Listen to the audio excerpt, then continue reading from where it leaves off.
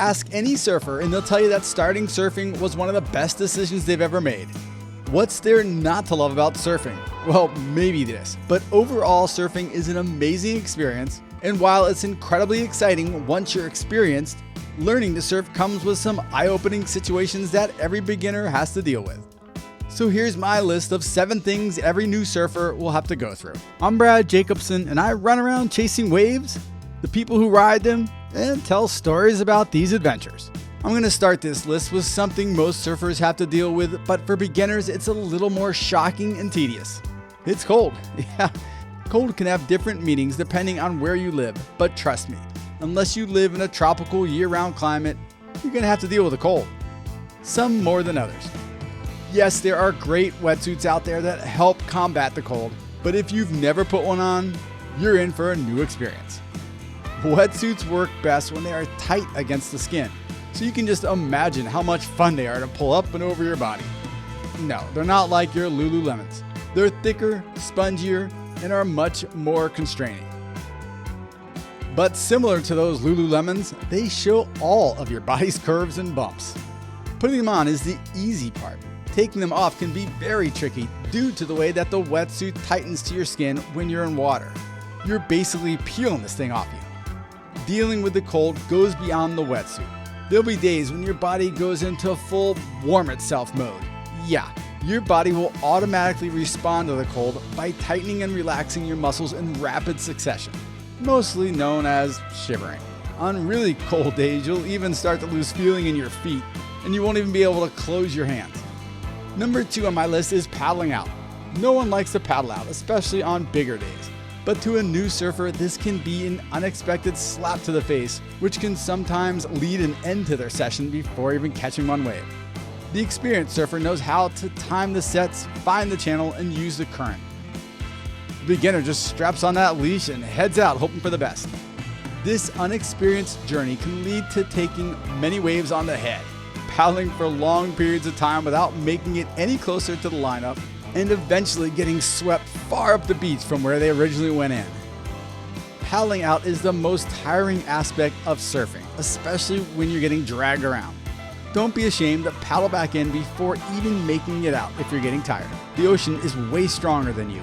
Get back in safely. Number 3 on my list is dolphins. Yeah, dolphins are cute, beautiful, and it's an amazing experience to be out there side to side with them.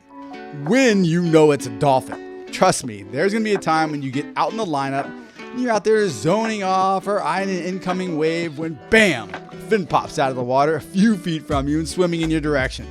Fight or flight flashes in front of you until you realize, it's just a dolphin.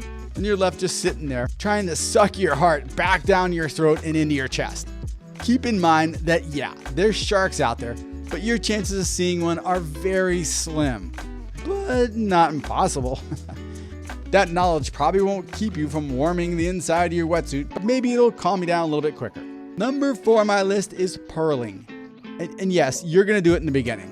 Purling is basically when a surfer distributes too much weight towards the front of the board, causing it to penetrate the water. Doing this is similar to slamming on the brakes, leaving you to go flying forward. You may think, hey, that sounds fun, and in the right conditions it can be.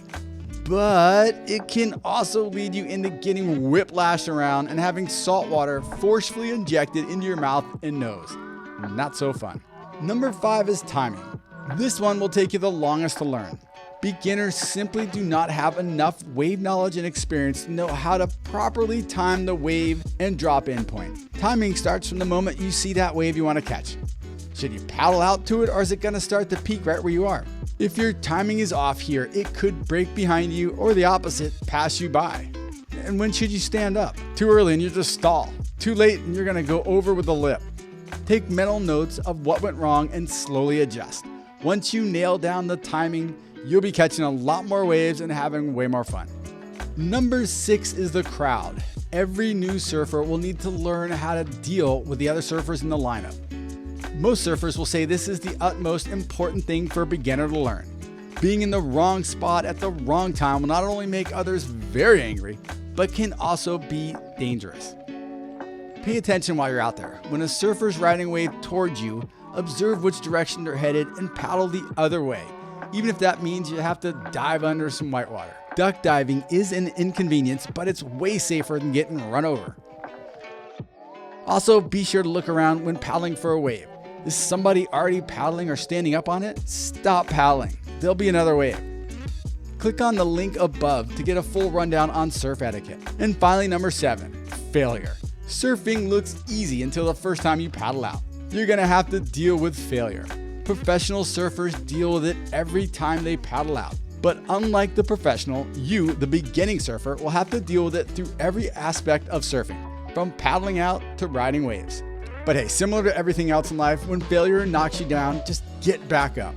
Confucius said, "Our greatest glory is not in never failing, but in rising every time we fail." Keep going. Trust me, you'll eventually get it, and when you do, you're gonna be super stoked that you didn't quit. Thanks for watching. I'm Brad Jacobson, and I'll see you on the sand.